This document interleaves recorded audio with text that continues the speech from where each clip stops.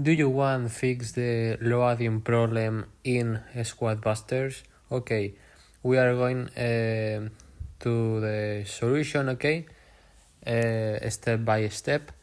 And first, okay, go to the configuration of your phone, okay, and here you go to the applications option, okay, for the Android, and the iPhone, okay, scrolling down, okay, and go to the Squadbusters, okay, the application Squadbusters here, okay, you click, and the iPhones, okay, you deactivate this option, okay, and for the Android, okay, you force the app and clear, okay, cache, and you go here and go to the Squadbusters app, ¿vale?